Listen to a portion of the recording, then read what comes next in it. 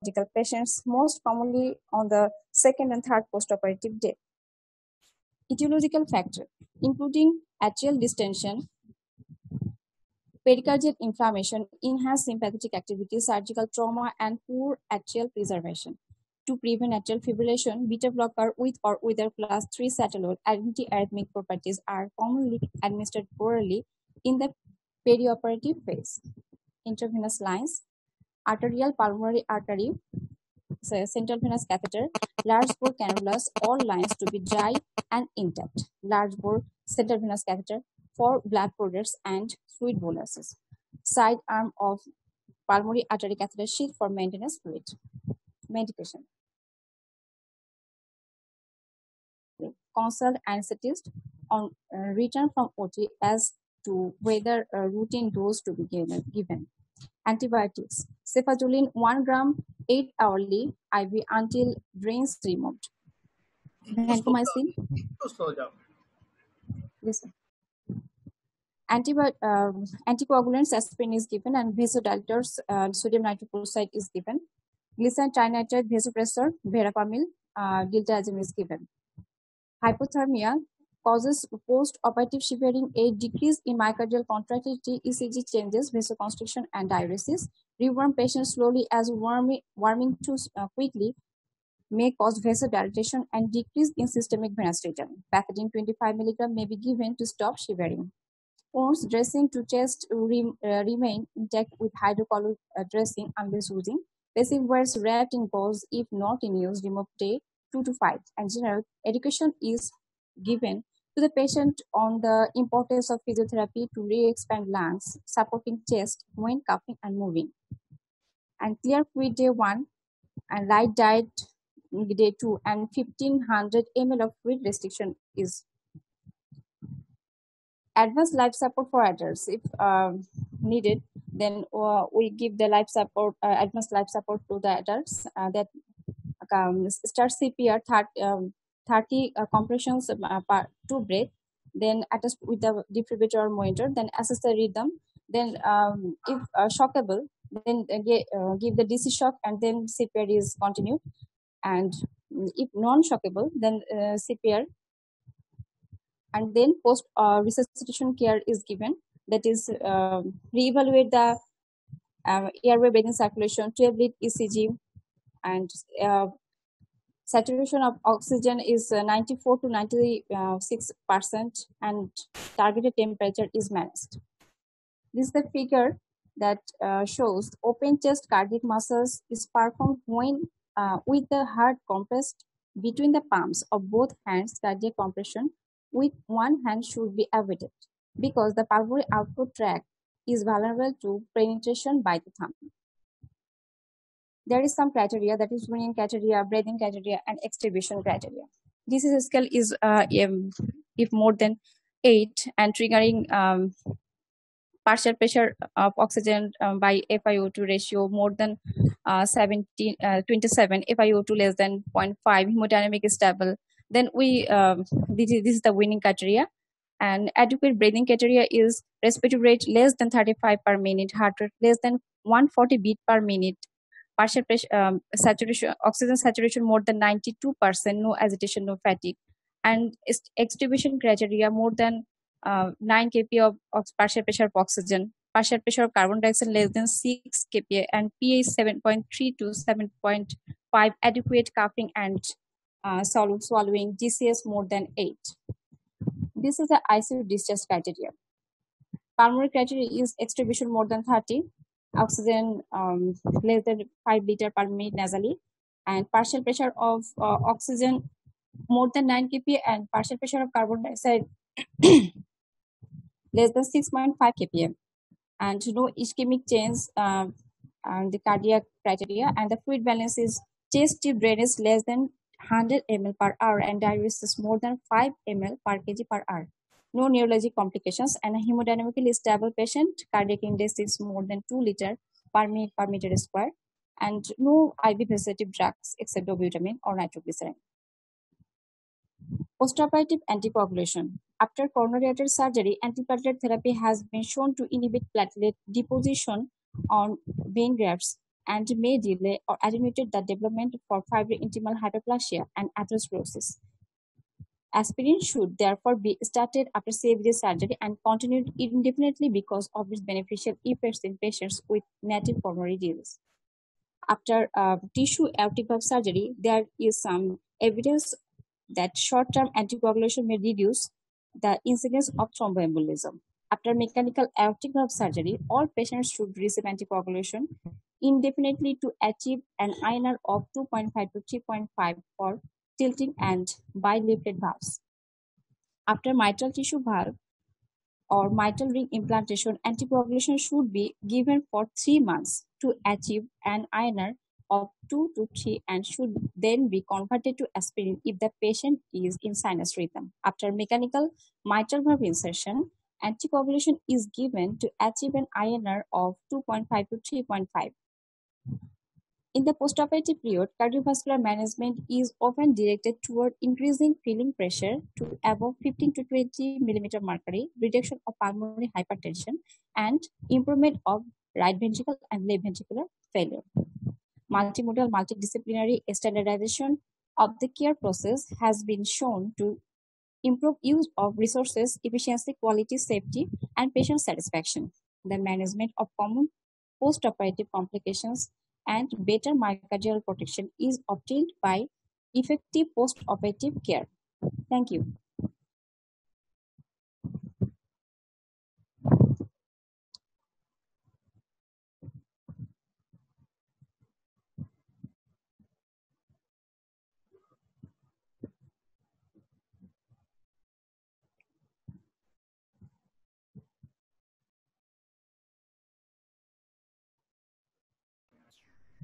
তারা কেউ আছেন? তো ডিটেল প্রেজেন্টেশন করছে, তো এতে আরেকটু স্লো গেলে অনেক কিছু বোঝা যায়। তো সেলিম স্যার তো আছেন, তোমরা কারো প্রশ্ন থাকলে বলো। অনেক জায়গায় কিন্তু প্রশ্ন আছে। আমরা আজকে এই টপিকটা দিচ্ছি ওদের কাছ থেকে, মূলত যে পোস্ট অপারেটিভ কেয়ারে, পোস্ট কার্ডিয়াক সার্জারিতে আমাদের তো অ্যাক্সেস ওখানে কম কার্ডিওলজিতে, বাট আমাদের ভূমিকা আছে অনেক। এই জন্য এই টপিকটা দেওয়া। অনেকগুলো গুরুত্বপূর্ণ কথা আছে, ইন্টারপার্টেন্সিভ, fluid management, anticoagulation, arrhythmia, post operative complication গুলো।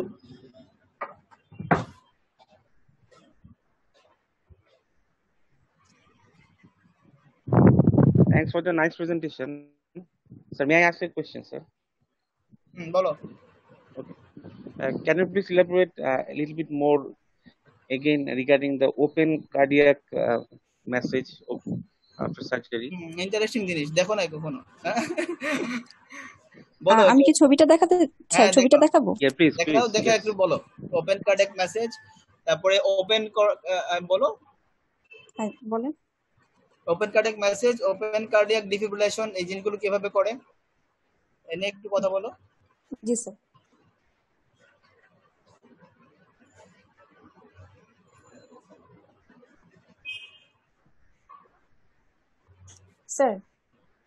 স্যার দেখা যাচ্ছে কি?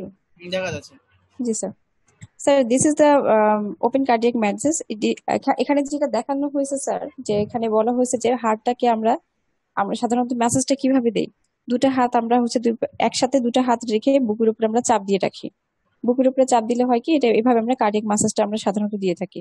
কিন্তু এখানে যেটা করা হয়েছে সেখানে হলো যে এখানে বলা হয়েছে যে আমরা যখন চাপ দেব তখন আমরা দুই হাতের মধ্যে আমরা এই হার্টটাকে রাখছি। এখানে স্যার যে ছবিটা দেখা যাচ্ছে সেখানে দেখা যাচ্ছে একটা ওপেন কার্ডিয়াক মেসেজ দেওয়া হচ্ছে, is performed is the heart compress between the pumps of both hands.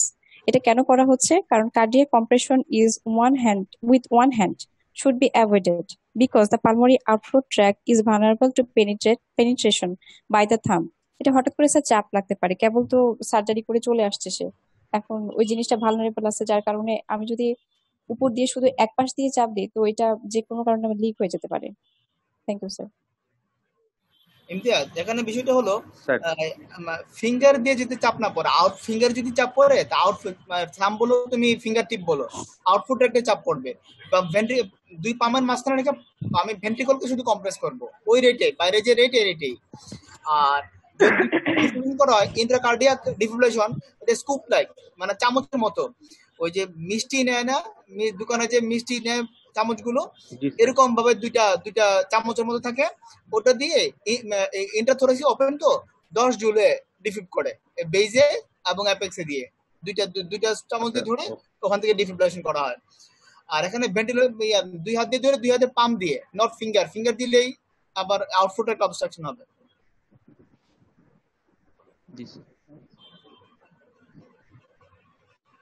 এটা কি স্যার রুটিনলি করা হয় স্যার? আমরা তোমরা যারা যে কার্ডিয়াক সার্জারিতে যখন প্লেসমেন্ট হবে না, তোমাদের যে কার্ডিয়াক সার্জারিতে যখন একটা প্লেসমেন্ট হবে যে শেষ দিকে, তখন তোমরা যদি ওডিতে থাকো তাহলে দেখতে পাবা। আমি যখন আমার প্লেসমেন্ট ছিল, আমাদের যে সবুজ স্যার একটা কার্ডিয়াক সার্জারি করতেছিল, ভালভ সার্জারি, তখন পেশেন্ট বিটি ডেভেলপ করছে পারোপারেটিভ। তো আমরা দেখলাম তখন, এটা প্র্যাকটিক্যালি দেখলাম আর কি, আমরা যে একটা স্কুপ দিয়ে স্যার শক দিলেন, শক দেওয়ার পরে আবার কারেকশন হয়ে গেল ইন্টারকার্ডিয়াক 10 জুলে। স্যার একটা কথা বলবো? হ্যাঁ বলো। স্যার এটা কি লাইফ সাপোর্ট, যেটা আমরা অ্যাডভান্স লাইফ সাপোর্ট দিচ্ছি মানে অ্যাডাল্টদেরকে, এটা কি সেই ক্ষেত্রে দেওয়া হচ্ছে যখন আমরা এটা মানে শক দিচ্ছি তারপর সিপিআর দিচ্ছি সেই সময়? সেম মানে তুমি যখন চেস্ট যখন ওপেন, তোমার যখন পারোপারেটিভ চেস্ট ওপেন, তখন তো তুমি চেস্ট মেসেজ দিতে পারবা, এক্সট্রা থোরাসিক শক দিতে পারবা না, তুমি ইন্ট্রাথোরাসিক, তখন তুমি ইন্ট্রাথোরাসিক, তো ইন্ট্রাথোরাসিক পাম্পিং, ইন্ট্রাথোরাসিক শক, সব ইন্ট্রাথোরাসিক, তো চেস্ট ওপেন লিসন এটা, তখন ওই মেসেজ ওপেন চেস্ট মেসেজ এবং ওপেন চেস্ট ডিফিব্রিলেশন, এটা পারোপারেটিভ। যখন চেস্ট ক্লোজ করে ফেলবেন তখন তো আবার তোমার হাতে চলে আসলো।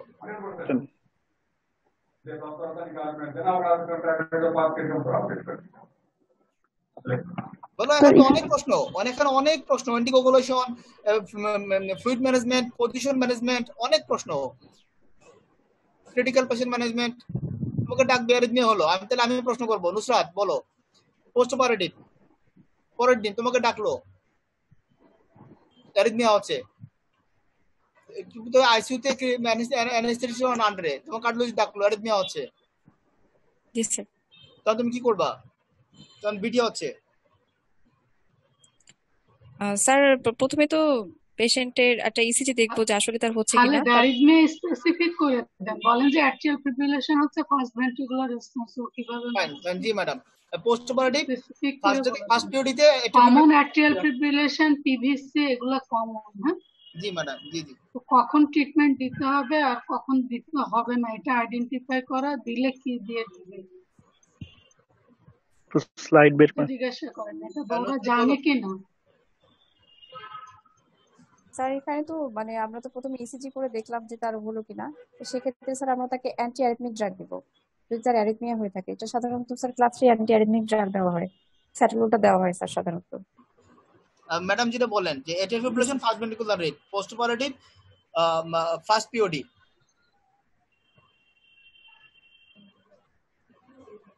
ফার্স্ট ভেন্ট্রিকুলার রেসপন্স হইলে মানে ট্রিটমেন্ট আমরা কখন দেব? অ্যাট্রিয়াল ফিব্রিলেশন হইলেই কি ট্রিটমেন্ট দেওয়া হয়? পেশেন্টকে হিমোডাইনামিক কম্প্রোমাইজ হইতে হবে কিনা, বা এই ধরনের কথাবার্তা আছে না নাকি? স্যার ওখানে ম্যাডাম বলা আছে যে ওখানে সবকিছু মানে হেমাটোলজিক্যাল স্ট্যাটাস যদি স্টেবল থাকে তাহলে সেক্ষেত্রে আমরা শুরুতে ড্রাগ ট্রিটমেন্টে যাব না। মানে অ্যাট্রিয়াল ফিব্রিলেশনের ম্যানেজমেন্টের মধ্যে 4টা স্টেপ আছে না, একটা কার্ডিওভার্সন, রেট কন্ট্রোল, এখন পোস্ট অপারেটিভ ওয়ার্ডে আফটার কার্ডিয়াক সার্জারি যে অ্যাট্রিয়াল ফিব্রিলেশন হয়, সেখানে আমাদের কার্ডিওভার্সনের রোল কতটুকু আর রেট কন্ট্রোলের রোল কতটুকু সেটা বলেন। ম্যাডাম আগে তো আমাদের হচ্ছে রেট কন্ট্রোলটা করতে হবে, কার্ডিওভার্সন করা হয় না সাধারণত। যারা কার্ডিয়াক সার্জারির কেউ আছে ওরা বলতে পারবেন? না সার্জারি কেউ নাই ম্যাডাম, সার্জারি কেউ নাই। ম্যাডাম এক জায়গায় ও যেটা বলতেছে এইটাই ম্যাডাম, যদি হেমোডাইনামিক আনস্টেবল হয় তাহলে শকের প্রশ্ন আসবে, আর যদি হিমোডাইনামিক স্টেবল থাকে পেশেন্টের পালমোনারি পোস্ট অপারেটিভ থাকবে, এটা তো তার পোস্ট অপারেটিভ কিছু থাকবে, বাট এফ এর কারণে সে আলাদা পালমোনারি ডেভেলপ করছে কিনা, এফ এর কারণে হেমোডাইনামিক আনস্টেবল হচ্ছে কিনা, বিপি কমে গেছে কিনা, এগুলো কনসিডারেশন। যে এফ এর কারণে পেশেন্ট হিমোডাইনামিক ডিটেক্ট করছে তখন শকের প্রশ্ন, আদারওয়াইজ 5 মিনিট যদি বিপি ভালো থাকে তাহলে আমরা ফার্স্ট ভেন্ট্রিকুলার লোডিং এর জন্য পেশেন্ট আগে থেকেই যে বিটা ব্লকার গুলো পেয়ে আসতেছে, পেশেন্ট তো ইউজুয়ালি তার বিটা ব্লকার আগে থেকে পেতে থাকে, দ্যাট উইল বি কন্টিনিউড, এটা রেট কন্ট্রোল করবে। বিপি অ্যালাউ করলে আমরা আইভি লাগে, সব ওষুধ আইভি লাগে না, আইভি লাগে। আর যখন ম্যাডাম যে পোস্ট অপারেটিভ ইউজ করা হয়, আরেকটা ব্যাপার হলো যে ওই অ্যাজ আর্লি এজ পসিবল তো আমরা এনজি ফিডিংটা শুরু করা হয়। যখন তার স্টেবল হয়, জিআই কে বেশিক্ষণ খালি রাখা হয় না, জিআই ফিডিংটা শুরু করা হয়। আর একটা বিষয় হলো যে যদি তখন আমরা আইভি দিতে পারি।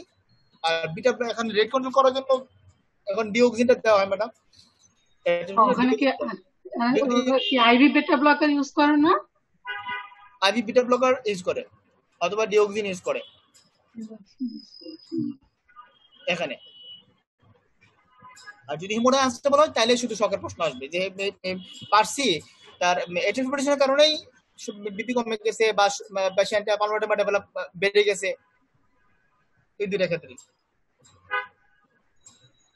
আমাদের খালেদ যে বলছিলাম যারা এক্সামিনি পরীক্ষা দিবে ওদের পরীক্ষা তো হওয়ার সম্ভাবনা আছে, তাই না? ওরা তো দেখি কয় মাস ধরে ওদের কোনো যোগাযোগ নাই, কতদিন বললাম যে ওদের একটু খবর দিয়ে ওদের অ্যাটেন্ড করতে মর্নিং সেশন। ওদেরকে তো বলা হয়েছে অ্যাটেন্ড করার জন্য, সেশনগুলোতে ওদেরকে ট্যাগ করা হয়েছে ম্যাডাম। তো জয়েন করছে আজকে ওরা?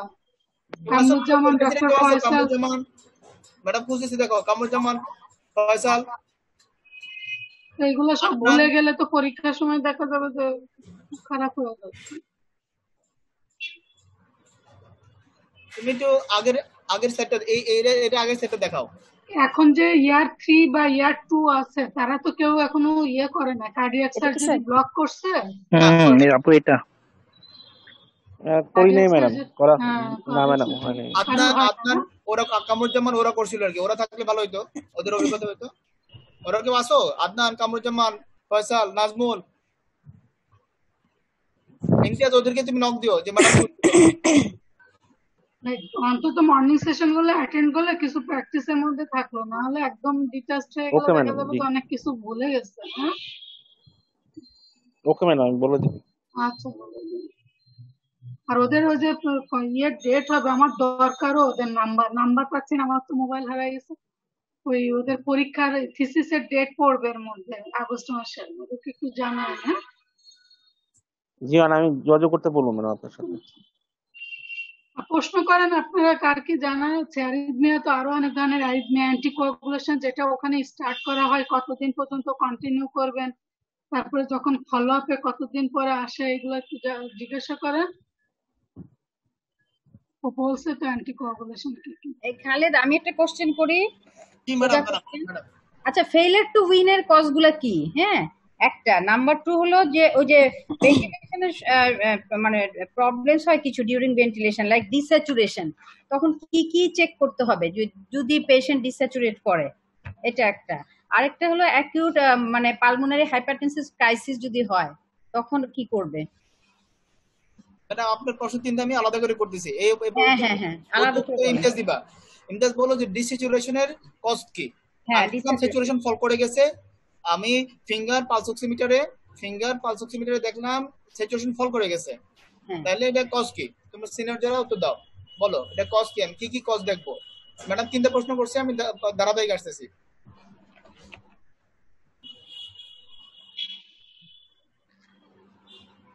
ইমতিয়াজ আইডিয়া করে বলেন। ইমতিয়াজ স্যার জি ম্যাডাম, কিছু তো এক্সপোজার হয়েছে। হ্যাঁ বলেন।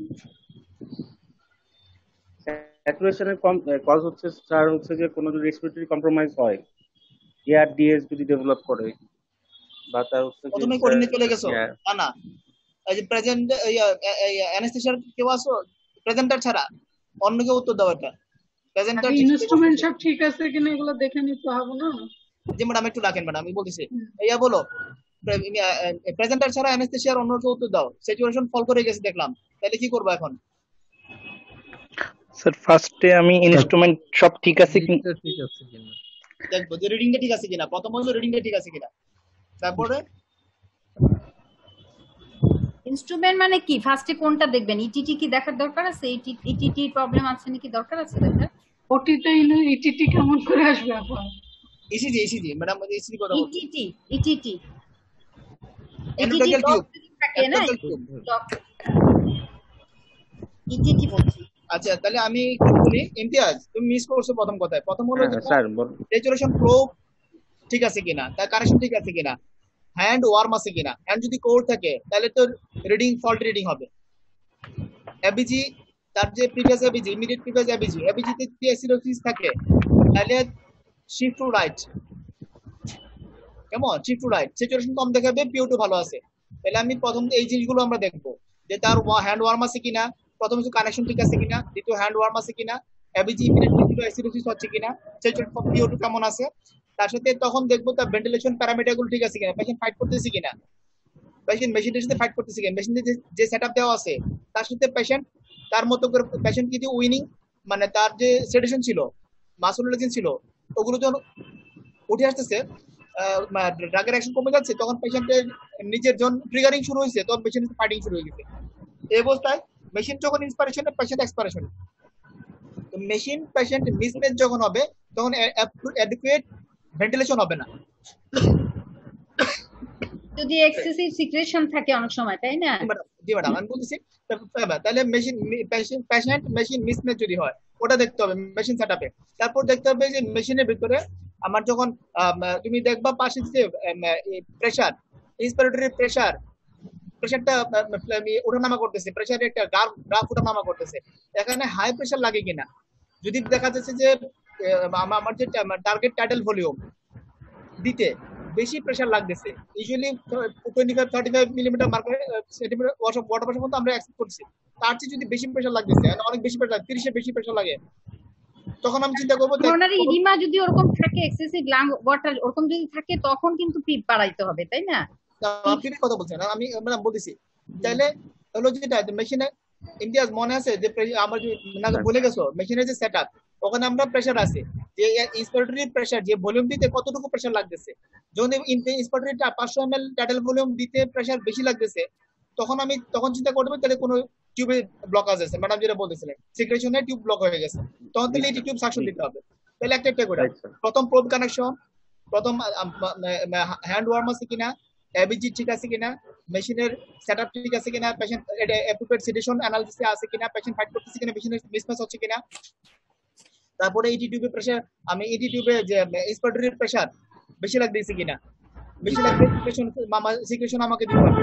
তারপরে হলো গ্রস একটা বড় ভুল হয় যেটা আমরা খেয়ালই করি না, যে পিছন দিয়ে যে মেশিনের ইয়া থাকে, কানেকশন থাকে, মেশিন সিগন্যাল দেয় যে অক্সিজেন তার সাপ্লাই ঠিক আসতেছে না মেশিনে, ওটা খেয়াল রাখুন মেশিন সাপ্লাই ঠিক আছে কিনা, এয়ার এবং অক্সিজেনের যে কম্বিনেশন সাপ্লাই ঠিক আছে কিনা, ঠিক আছে। তারপরে এখন আদার কজ, যে পেশেন্টের ভেন্টিলেশন যাচ্ছে বাট পারফিউশন হচ্ছে না, তাহলে বিপি ঠিক আছে কিনা, তার পালমোনারি এডেমা বেড়ে গেছে কিনা, সবকিছু মাথায় রাখতে হবে, নিউমোথোরাক্স, অ্যাটিলেক্টেসিস যা যা ওগুলো ঠিক আছে কিনা। ইমার্জেন্সি উইদিন মিনিটস তোমাকে এগুলো যেগুলো তোমার বাকি জিনিসগুলো সময় দিবে, তোমাকে পালমোনারি এডেমা, নিউমোথোরাক্স তোমাকে এগুলো সময় দিবে, 5 মিনিট 10 মিনিট আধা ঘন্টা সময় দিবে কারেকশন করার। বাট তোমার যদি টিউব ব্লক হয়, তোমার যদি মেশিন মিসম্যাচ করে, তোমাকে কিন্তু কারেকশন করার বেশি সময় দিবে না, ঠিক আছে। এই জিনিসগুলো খুব দ্রুত ডিসিশন নেওয়া লাগবে। এগুলো হলো একটা হলো সিচুয়েশন ফলো করা। 2 নম্বরে আসো ম্যাডাম, যেটা একটা কথা বলেন যে তখন তুমি কি করবা, এই অনুযায়ী কারেকশন করা।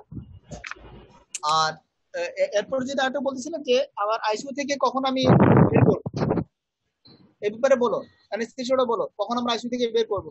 স্যার এটা discharge criteria sir, failure to wean, causes of failure to wean, ও ফেইলিয়ার টু উইন, উইনিংটা দেখাও স্যার উইনিং ক্রাইটেরিয়া। মনে করেন একটা কনজেন্টাল সার্জারি হয়েছে, তাহলে সেই ক্ষেত্রে কি হবে ফেইলিয়ার টু উইন? একটা হিন্ট দিলাম স্যার। ম্যাডাম তো জিসিএস স্কেলটা ঠিক থাকবে না। উইনিং আমরা উইনিং কখন মানে পোস্ট অপারেটিভ কোন ডেতে উইনিং, কোন নির্দিষ্ট ডে আছে না শুধু ক্রাইটেরিয়া অনুযায়ী উইনিং করি? ম্যাডাম স্যার ক্রাইটেরিয়া অনুসারে আমরা উইনিং করব। এখানে আমাদের জিসিএস স্কেল, তারপর আমাদের FiO2 আর পাশের পেশায় and FiO2 R haemodynamic status, এগুলো সবকিছু আমাদেরকে দেখতে হবে স্যার। যদি সবগুলো ঠিক থাকে, ক্রাইটেরিয়া গুলো মিলে যায়, তখন আমরা উইনিং করব। এখন তারপর পারছি না, তাহলে আমার কি কি কজ মাথায় রাখতে হবে? মনে করেন পালমোনারি কজ, কার্ডিয়াক কজ, তাই না? কার্ডিয়াক কজের ভিতরে হতে পারে ওর সার্জারি হচ্ছে একটা residual left to right shunt যদি থাকে, then you are unable to failure to wean, ওইগুলোর মধ্যে পড়বে। ঠিক আছে, লো কার্ডিয়াক আউটপুট বা পেরিকার্ডিয়াল ইফিউশন, পালমোনারি কজের ভিতরে ওই যে ইফিউশন, অ্যাটেলেক্টোসিস, ওগুলা নিউরোলজিক্যাল কজ সেটা। তারপরে মেটাবলিক কজ হলো ডিসইলেকট্রোলাইটিমিয়া, এইসব কজগুলো তখন দেখতে হবে যে ফেইলার টু উইন হচ্ছে। জি ম্যাডাম। আরেকটা হলো pulmonary acute pulmonary hypertension crisis, এটা কয়েকদিন আগে পেশেন্টটা যে আমাদের ভর্তি ছিল। ম্যাডাম এই প্রশ্ন কি করতে দেন আমার, ওই যে ফেস বি একজন বলো, পিএ ক্রাইসিস বলতে কি বুঝো? ফেস বি একজন বলো, নাকি নাম ধরে বলতে হবে? পিএ ক্রাইসিস ম্যাডাম যেটা বারবার এই কথাটা বলে, কিন্তু অনেকবার শুনছো ম্যাডাম কাছ থেকে। পিএ ক্রাইসিস ওই যে সম্রাটের পাশে যে মেয়েটা মনে আছে ভর্তি ছিল, রত্না, এই যে ক্রাইসিস নিয়ে তো অনেকদিন ভর্তি ছিল একটা বেবি নিয়ে। PA crisis acute pulmonary hypertension. সাজিদে বলো, how PA you manage? Crisis বলতে কি বোঝায়? অ্যাকিউট পিএ ক্রাইসিস মানে কি? মানে পিএ প্রেসার কি নরমাল থাকবে না সুপ্রা সিস্টেমিক থাকবে, এতটুকু বলেন। Supra system. তাহলে কি হবে? অ্যাকিউট রাইট সাইড ফেলার হবে না কি হবে? রাইট সাইড ফেলার হবে। আর তখন তো ডিস্যাচুরেট তো করবে, প্রেসার কমবে, ব্যাডি হবে, সবই তো হবে। তাহলে ওই অনুযায়ী ট্রিটমেন্ট করবেন। ওই যে খালে যেটা বললো, প্রথম থেকে শুরু করবেন দেখা। ইটিটি প্যাটেন্সি দেখলেন, সাকশন দরকার লাগেনি কি দেখবেন, এবিটি করলেন, তাই না? ভেন্টিলেশনটা একটু বাড়ায় দিলেন, একটা ডায়াবেটিস দিলেন, তারপর ওয়েল সিডেটেড যেগুলো আমরা জানি সব, তাই না? তারপর মাসেল রিল্যাক্সেন দিলেন, আমি একটু বলতেছি দেখলেন ইফিউশন নিউমোথ্রাক্স আছে নাকি, এগুলাই তো করবেন। আর আইনোট্রপস লো থাকলে একটু বাড়ায় দেবেন, মিলিনন ওগুলা দিলেন। ওয়েল সিডেটেড মেইনলি হলো ওয়েল সিডেটেড করে। আর যদি আমি কিছুই না পারি, আমরা কি করতাম সিঙ্গাপুরে এনজি টিউব দিয়ে একটু ওই সিন্ডেলনেফিল ওগুলা দিয়ে দিতাম, পালমোনারি ভ্যাসোডাইলেটর দিয়ে দিলাম, অক্সিজেন। ঠিক আছে, যদি কিছু না পারি তাতে করে এনজি টিউব দিয়ে তাতে দিয়ে দিলাম। আচ্ছা আগে একটু বলি madam, PA crisis, acute PA ক্রাইসিসটা সম্পর্কে একটু বোঝা নাও। বিষয়টা হলো পালমোনারি আর্টারি তো খুব হাইপার রেসপন্সিভ, খুব রিঅ্যাক্টিভ, খুব বেশি স্পাজম করে, খুব স্পাজম করে। ইভেন আমরা যখন ক্যাথল্যাবে যদি পালমোনারি আর্টারি ঢুকি, ক্যাথেটার ঢোকা হয়, তখন একুট ক্রাইসিস ডেভেলপ করতে পারে। এই জন্য যখন যে কোনো কনজেনিটাল ইন্টারভেনশনে একুট পিএ ক্রাইসিস, এটা খুব খুব দেওয়া জিনিস। সিভিয়ার ভ্যাসোস্পাজম হয়ে তখন পালমোনারি প্রেসারটা বেড়ে যায়, একটা ব্যাপার। পোস্ট অপারেটিভ যে কোনো কারণে এরকমটা, যখন আমরা পালমোনারি আর্টারি কনজেনিটাল সার্জারি পরে বেশিরভাগ হয়, যখন পালমোনারি আর্টারিতে কোনো একটা কাজ, কোনো প্রযোগ হাত দেওয়া হয়েছে, ইন্টারভেনশন হয়েছে, কোনো এখানে ইনজুরি হয়েছে, এটা পরে ভ্যাসোস্পাজম হয়ে সিভিয়ার পালমোনারি স্পাজম হয়ে পিভিআর বেড়ে যায়, পালমোনারি প্রেসার বেড়ে যায়। এই অবস্থায় আরভি আউটফ্লো অবসেশনের মতো কাজ করে, ফলে আরভি এর উপর প্রেসার ওভারলোড হয়, ফলে acute heart RV failure develop করে। তো আরভি ফেলিওর যদি ডেভেলপ করে, একটু চিন্তা করো হেমোডাইনামিক্সটা, বা পিভিআর বেড়ে গেল, পালমোনারি প্রেসারটা বেড়ে গেল, RV pump failure, RV outflow অবসেশনের মতো আরভি প্রেসার ওভারলোড হলো, তাহলে পালমোনারি ফ্লো কমে যাবে। কমে গিয়ে কি হবে? এলভি এন্ডাস্টোলিক ভলিউম কমে যাবে, সাডেন বিপি ফল করবে, পেশেন্ট একটা ক্রাইসিসে চলে যাবে। আমি একটু বলি এখানে, মানে অ্যাকুট রাइट हार्ट फेलियर से कोई सेप्टल शिफ्ट हुई, अब लेफ्ट ये हार्ट सब छूत होती है, आपको समझ में नहीं आता है। চলে যাচ্ছে। धोने का मतलब क्या है? 6 प्लेट में तो कोई खाता भी नहीं है, जब धोना है तो 2 धो दिया। সাজিদা আনমিউট করো। আচ্ছা, তারপরে তাহলে তখন কি হবে? আমাকে প্রথম কারণ रोज पानी का बर्बादी হাই ফ্লো অক্সিজেন, তার অক্সিজেন ম্যাডাম যেটা বলছি, ডিসোলিউটেড পালমোনারি করে যায়, पानी का এটা একটা কারণ পালমোনারি ভ্যাসোস্পাজমের স্টেজ ফল করে যাওয়া। আবার सारा बर्तन धोने का क्या मतलब होता है सुबह से? সাজিদা তোমার তো আনমিউট করো। আপনি যে আরেকটা বললেন যে চেস্ট মুভমেন্টের কথা, तो एक ही रहती है 4 रात धोने का मतलब क्या है? एस्टैब्लिश है तो पी प्रेशर किंतु फॉल नहीं करे। गिराती है तो हमको मतलब बता दीजिए, उसको खंगालने का मतलब क्या होता है? हम लोग को दिक्कत नहीं है, आप अपना धो ही लेती हैं। कम चेस्ट मूवमेंट থাকে। मम्मी का बात अब बंद करिए, हर चीज में मम्मी हम इतनी पागल नहीं है। আনমিউট করো। আচ্ছা, मम्मी इतनी पागल नहीं है, लगता है कि हम मेरी माँ है, ईश्वर की माँ है। देखी नहीं है मुझको तक, उसको मम्मी धोती है। अच्छा, खाने के टाइम में वो लोग धोते भी नहीं है, ধারাবাহিক और अब सुबह का बोल रहे हैं। তাহলে যখন আমি যখন কাটেন सब खंगा लेगा मतलब हमको বোঝা समझ যাচ্ছে में না, नहीं কে জানি অন করে রাখছিস, একটু বন্ধ করতে পারলেন ম্যাডাম না? আচ্ছা, ওই যে হোস্ট যিনি আছেন একটু অফ করে দেন, একটু সঞ্জিতাকে আর সানজিদাকে একটু বাসটার মিউট করে শব্দ দেন। পিছন পিছন শোনা যাচ্ছে। সঞ্জিতাকে আনমিউট করে দেন।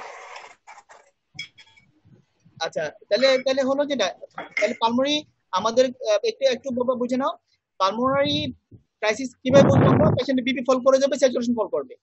এই অবস্থায় আমি আরেকটা কাজ কি করবো, তখন আমি দেখবো যে তার হাইপোক্সিয়া একটা মানে অক্সিজেন যেমন pulmonary vasodilator, hypoxia cause of vasospasm, pulmonary vasospasm. তাহলে অক্সিজেন কমা, হাইপোক্সিয়া হলে পালমোনারি ভেসোস্পাজম হবে, আবার পালমোনারি ভেসোস্পাজম হওয়ার কারণে হাইপোক্সিয়া হবে, দুইটাই। তাহলে প্রথম অক্সিজেন খেয়াল করতে হবে। বিপি কেন ফল করবে, হাইপোক্সিয়া, হাইপারকার্বিয়া, তাই না? PCO2 ওটা বাড়লেও তো পালমোনারি হাইপারটেনশন হবে। পালমোনারি হাইপারটেনশন হবে। তো ওগুলা পিসিও কারেক্ট মাথা রাখতে হবে। এগুলো কারেকশন করতে হবে। আমার এবিজি দেখতে হবে, দেখার পরে পি লাইন তো থাকবে, পি ফ্লুইড ক্যাপিটাল। একটা হলো ফ্লুইড স্ট্যাটাস, যদি হাইপোভোলেমিয়া হয় তাহলে পালমোনারি ভেসোস্পাজম হবে, হাইপোভোলেমিয়া হলে এই ফ্লুইড দেব, আইনোটোপ দেব, তাহলে oxygen, carbon die oxide, electrolyte, fluid status, তারপরে আইনোটোপ, এই সবগুলো দিয়ে আমাকে মনে রাখতে হবে। PA crisis. আরেকটা আছে খালেদ, বলেন তো এটাতে কি জানি ইনক্রিজ ভেন্টিলেশন করে, যদি মানে এটাতে পালমোনারি ক্রাইসিসে ভেন্টিলেশনটা বাড়ায় দেয়, এটা কি PCO2 এর কোনো ব্যাপার আছে বলেন তো, বা পিপ কে বাড়ানোর কোনো ব্যাপার আছে? আমার ঠিক মনে পড়তেছে না। না ম্যাডাম, পিপ যদি বাড়ে, হ্যাঁ পিপ যদি বেশি থাকে তাহলে তো ম্যাডাম পালমোনারি ফ্লো কমবে, ভেনাস রিটার্ন কমবে। এইজন্য কত রাখতে হবে, ওই রেঞ্জটা কত মনে আছে? কত বলো অ্যানেস্থেসিয়া বলো, তোমরা পিপের ব্যাপারটা বলো।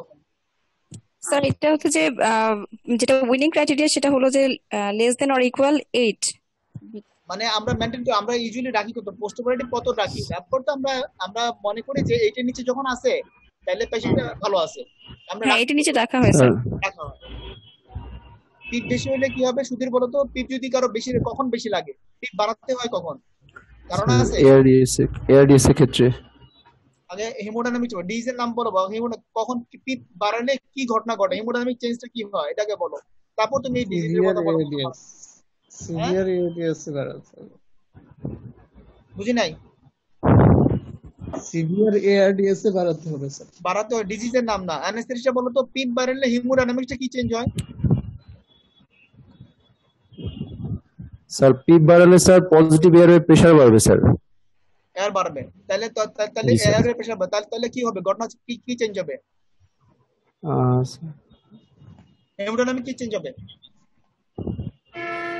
স্যাচুরেশনটা বাড়বে স্যার। তাহলে মার দেব এই ফেসবিরা কি বলো না কেন? পিপের বিষয়টা হলো সব যদি বলে দিতে হয়, ফেসবি কি করতেছো? পিপ এর হলো positive end expiratory pressure. PEEP দেওয়া হয় to maintain the lung ventilated, যে জন্য collapse to prevent collapse during expiration, collapse of alveoli, যদি অ্যালভুলাগুলো কলাপস না করে যায় ডিউরিং এক্সপাইরেশন, এজন্য একটা পজিটিভ এন্ড এক্সপাইরেটরি প্রেসার দিয়ে রাখা হয়। এটা ইউজুয়ালি নরমালি আমরা যখন ডিপ ব্রিথিং করে ব্রেথ হোল্ড করি তখন পিপ বাড়ে, ভ্যালভুলাস গুলো ওপেন হয়। এখন এতে করে ইন্ট্রাথোরাসিক প্রেসার বেড়ে যায়। যদি আমি 8, 10, 12 বেশি লাগে, ইন্ট্রাথোরাসিক প্রেসারটা বেড়ে যাচ্ছে। ইন্ট্রাথোরাসিক প্রেসার যদি বেড়ে যায় তাহলে ভেনাস রিটার্ন কমে যাবে। আমরা এই ভেনাস রিটার্ন কখন বাড়ে? ডিউরিং এক্সপাইরেশন, যখন নেগেটিভ হার্টের ইন্ট্রাথোরাসিক প্রেসারটা কমে যায় তখন ভেনাস রিটার্নটা বাড়ে। আমি যদি ভেনাস ইন্ট্রাথোরাসিক প্রেসারটা বেশি থাকে তাহলে ভেনাস রিটার্ন কমে যাবে, তখন আমার আরবি এন্ডাস্ট্রিয়াল ভলিউম কমবে, পালমোনারি ফ্লো কমবে, এলবি সিকোয়েন্সিয়ালি এলবি এন্ডাস্ট্রিয়াল ভলিউম কমবে, তাহলে বিপি কমে যাবে পেশেন্টের। মেকানিজম এটা, ভেনাস রিটার্ন কমলো, পালমোনারি ফ্লো কমবো, এলবি এন্ডাস্ট্রিয়াল ভলিউম কমে যাবে, ফলে এলবি আউটপুট কমে যাবে, বিপি কমে যাবে। আমি অক্সিজেনেশন মেইনটেইন করার জন্য এআরডিএস এ কি ঘটনা ঘটে? এআরডিএস এর লাংটা অনেক ইনফ্লেম, তো অনেক স্টিফ হয়ে যায়, ফলে সে দ্রুত তাকে হাই পিপ লাগে। মেকানিজম আমি ভালো আছি, একটু সমস্যা হাই দেখা পিপ লাগে এআরডিএস এর ক্ষেত্রে। আচ্ছা আমরা যখন ফোন দিলাম আপনাদের জাগরিত সমস্যা কিন্তু সম্ভাবনা আছে। লাং হার্ট যখন হার্ট ভিতরে গাটাগাটি করা হলো, এই কারণে লোকাল ইনফ্লামেশন ডেভেলপ করে। ফোন দিলাম যে কারণে আপনার থিসিস কি ছিল? ভিটামিন ডি এর সাথে করোনারি আর্টারিটিস। জি ম্যাডাম। হ্যাঁ ম্যাডাম কিছু বলতেছেন? Kit corner skin day vitamin D sir আপনি বলেন। সিভিয়ারিটি অফ করোনার আচ্ছা তাহলে আচ্ছা আপনি কি নাকি কন্ট্রোল ভালো নিছিলেন? কন্ট্রোল আচ্ছা তাহলে ঘটনা হলো যখন আমি আপনি স্যাম্পল কতটা নিছিলেন শুধু? টেস্টের ভিতরে যখন আমি অপার এটাই আপনার স্টাডি ইনফরমেশন তৈরি হবে।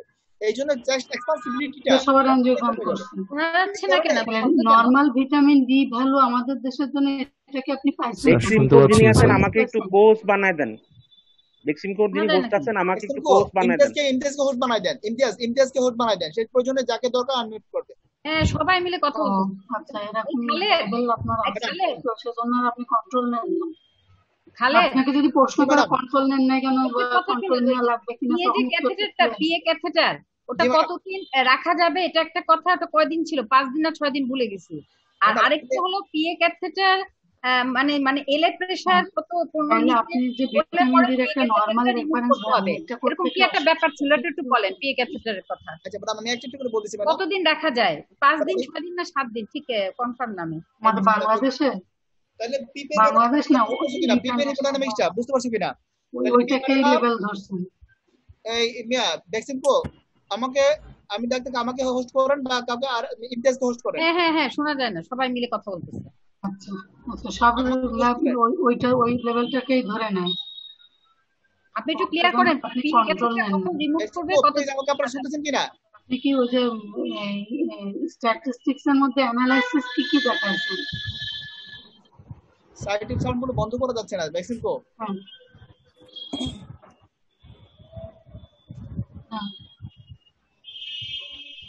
আচ্ছা তো পিপের কথাটা আমি শেষ করি, একটা ভালো করে বুঝে নাও।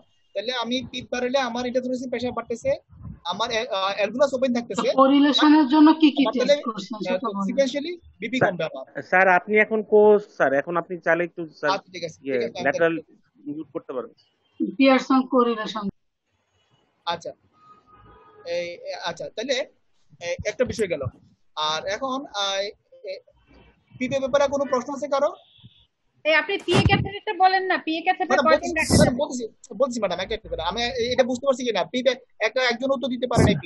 পিপে ব্যাপারে বুঝতে পারছো? স্যার একটা জিনিস জানা ছিল স্যার। বলো স্যার কোন পেশেন্ট যদি স্যার শকে থাকে তাহলে স্যার পিপ কি হবে স্যার? যদি শকে থাকে পিপ বাড়ানো যাবে না। পিপ বাড়ালে তো বিপি আরো কমবে। তোমার অ্যান্ডারস্টু ভলিউম কমে যাবে তো। জি স্যার। আমার অ্যান্ডারস্টু ভলিউম কমে যাবে না পিপ বাড়ালে? অ্যান্ডারস্টু ভলিউম বেড়ে যাবে। অ্যান্ডারস্টু ভলিউম কমে যাবে, ভ্যানাস রিটার্ন কমে যাবে, অ্যান্ডারস্টু ভলিউম কমে যাবে। শকে থাকলে পিপ বাড়ালে আরো পেশেন্টের বিপি উড়াতে পারবে না তুমি। এই জন্য একটা স্ট্যান্ডার্ড পিপ রাখা অন্যভাবে শক ম্যানেজ করে পরে তুমি পিপ বাড়াইতে হবে। আর যদি পিপের উদ্দেশ্যটা কি, to keep the lung open, খেয়াল করো কিপ দ্য লাং এক্সপান্ডেড। তোমার যদি এবং শকের ফলে যদি তুমি অক্সিজেন বাড়ানোর উদ্দেশ্য তো তোমার তো ভিকিউ মিসম্যাচের কারণে ভেন্টিলেশন পারফিউশন, যদি শকে থাকে পেশেন্ট পালমোনারি পারফিউশন হবে না, না হওয়ার কারণে তুমি অক্সিজেন দিয়ে কি করবা? পালমোনারি পারফিউশন তোকে মেইনটেইন করতে হবে, দুইটা প্যারালালি চলতে হবে, oxygenation plus pulmonary flow maintain করা, তখন তোমার অক্সিজেন ইমপ্রুভ করবে। আচ্ছা এই যে পালমোনারি ক্যাথেটারের ব্যাপারে, পালমোনারি ক্যাথেটার আগে প্রশ্ন ম্যাডাম যেটা প্রশ্ন করতে বারবার কতদিন রাখা হয়, আগে প্রশ্ন কখন আমরা দিচ্ছি পালমোনারি আর্টারিটা ক্যাথেটার কখন দিচ্ছি, কেন দিচ্ছি, রাখার প্রশ্ন তখন কারণ আসবে। বলো অ্যানেস্থেসিস্টটা বলো, যে প্রেজেন্টার ও ছাড়া আরেকজন বলো, নাইম বলো। ওরা কোশ্চেন করে না কেন বুঝি না। হ্যাঁ বলো আগে কেন দিচ্ছি, পিএ ক্যাথেটারটা কেন রাখতেছি বলো।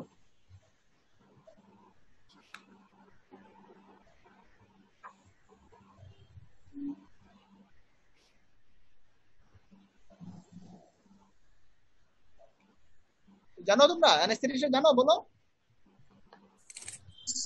To measure cardiac filling pressure. Sir pulmonary hypertension evaluation করার জন্য। আর পিএ প্রেসারটা ওই যে ম্যাডাম বাবা বলছে পিএ প্রেসারটা বাড়ে কিনা, পিএ অ্যালার্ম থাকে, দেখো পিএ অ্যালার্ম আছে যদি প্রেসার বেড়ে যায়, মানে জি স্যার এলবি তে লেফট সাইডে filling pressure, LA pressure, indirectly তো এলএ প্রেসার দেখা হয়, এলএ প্রেসার পালমোনারি প্রেসার দুটো জাজ করার জন্য পালমোনারি ক্যাথেটার ডেকে দেওয়া হয়। আর কয়দিন রাখা হয়?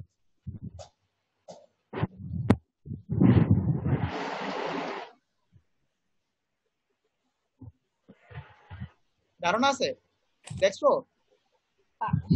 ধারণা নাই স্যার, কতদিন রাখছে। ম্যাডাম কিছু বলবেন? 7 days নাকি দেখেন তো, 7 days নাকি, 7 days নাকি? না ম্যাডাম, আর এলএ প্রেসার 15 কম হতে হবে, কি কি জানি ক্রাইটেরিয়া ছিল। এলএ প্রেসার আমি একটু বলবো? কখন ইউজ করবেন? ম্যাডাম আমি অত কিছু জানি না, আমি যতটুকু পড়ছি আমি এটা ধারণা পাইছি, যেটা pulmonary West pressure, pulmonary artery West pressure, এটা পালমোনারি আর্টারি ক্যাথেটারের মাধ্যমে আমি এটা দেখতে পারি। এটা হচ্ছে যে মোর দেন 20 যদি হয় এটা খারাপ, যদি এটা মোর দেন 20 হয় তাহলে আমাদের বুঝতে হবে যে এটা অ্যাকুট পালমোনারি ইডিমা হয়ে গেছে। আর এটা হচ্ছে যে indirect measurement of the left atrial pressure. এছাড়াও আমরা এটা লেফট ভেন্ট্রিকুলার ফেলিওর হয়েছে কিনা, সাধারণত এটা লেফট সাইডের যে ফেলিওরটা হয় সেটা আমরা এই পালমোনারি আর্টারি ওয়েস্ট প্রেসার দিয়ে এটা আমরা দেখতে পারি। তো আমরা যখন এই প্রেসারটাকে লেস দেন 20 এর দিকে নিচে নিয়ে আসবো, আমরা বুঝতে পারবো যে এটা ফেলিওর দিকে না, এটা ভালোর দিকে আছে, তখন আমরা সাধারণত এটা ডিকানুলেশনটা করতে পারি। Thank you madam. ঠিক আছে, তাহলে ঠিক বলছো। তাহলে ঘটনা হলো ম্যাডাম, এটা আসলে দিনের দিকে 2-3 দিনের বেশি রাখা হয় না ম্যাডাম, এটা প্রয়োজন অনুযায়ী। আমরা যদি দেখি যে আর একটা কি, আমরা যেটা ফেলিওর, আমরা কার্ডিওলজিস্টরা ফেলিওর বুঝি কি পালমোনারি দিয়ে বিএনপি বেশি, বিএনপি কমবে, আর হলো কি বিএনপি, আর হলো লাং বেস ক্রিপিটেশন। তো লাং বেস ক্রিপিটেশনের যে বিষয়টা, এটা তো আমরা এখানে তো ক্রিপিটেশনটা থাকবেই পোস্ট অপারেটিভ। তাহলে এখন এখানে যেটা, তাহলে আমাকে দেখতে হবে যে ওই পিসিডব্লিউ, পালমোনারি ক্যাপিলারি ওয়েস্ট পিসিডব্লিউপি, এটা দেখে বেসিক্যালি ডিসিশন নেওয়া যায় পালমোনারি ডেভেলপ করতেছে কিনা। পাঁচজন সুন্দরভাবে হেমোডাইনামিক মেইনটেইন করতেছে, পিএ প্রেসার 15 এর নিচে, তখন বুঝতেছি তারা পালমোনারি ডেভেলপ হচ্ছে না। একদিন 2 দিন ভালো থাকতেছে, আমার বাকি হেমোডাইনামিক ইমপ্রুভ, আমি আশা করতেছি আর ডেভেলপ করবে না, তখন আমি খুলে নেব। আচ্ছা, আরেকটা জিনিস একটু ক্লিয়ার করে দেন ওদেরকে, যে মানে কিছু ফ্যাক্টরস যেটা আছে, মানে পিভিআর, মানে which will influence the PVR in post CPB, সেটা ওই যে পিএইচ দেখতে হবে যেটা, তাই না? যদি পিএইচ বেশি থাকে তাহলে পিভিআর কি করতে হবে, মানে মানে পিএইচ বাড়ায় মানে পিভিআরটা কমাতে হবে। আর FiO2 ওটা ব্যাপার আছে, আমাদের অক্সিজেনেশন PO2 বেশি থাকতে হবে, লাং বালুন যেটা, হ্যাঁ, ওই যে ওভার ডিস্টেনশন বা ওগুলা থাকতে পারবে না, অ্যাটেলেকটেসিস ওগুলা থাকলেও পিভিআর বাড়বে। আর ক্যাটেগুলো যেরকম এন্ডোজেনাস আর এক্সোজেনাস ক্যাটেগরি সবগুলাই কিন্তু বোথ দে ইনক্রিজ পিভিআর, ওগুলা ইউজ করা যাবে না।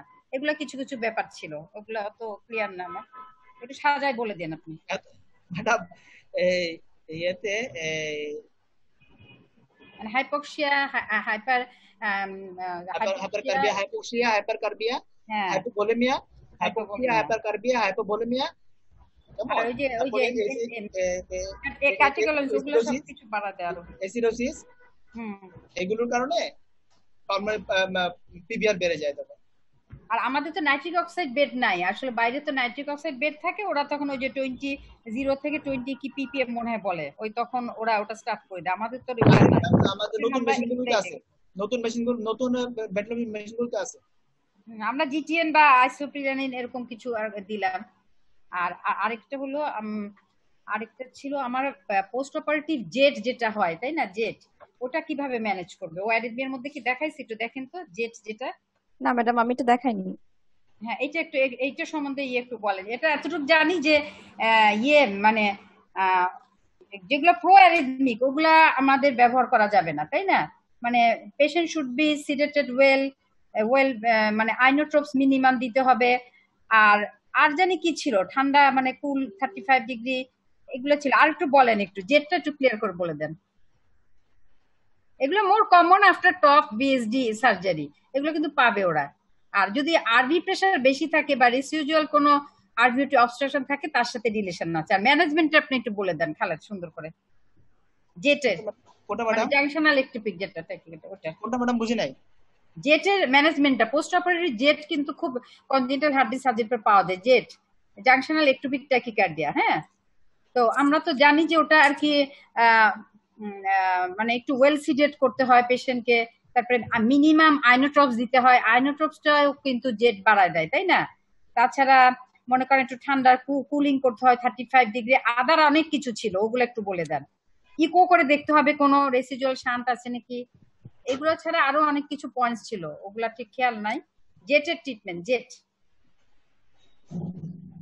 ম্যাডাম আসলে ওই সরাসরি জেট যেটা, যে আমরা তো ওভারঅল এটাই জানি যে অ্যারিথমিয়া যে এগুলো হবে, একটা সহজ প্রিন্সিপাল হলো জেড যদি হয় এটা হেমোডাইনামিক কম্প্রোমাইজ ইউজুয়ালি করে না।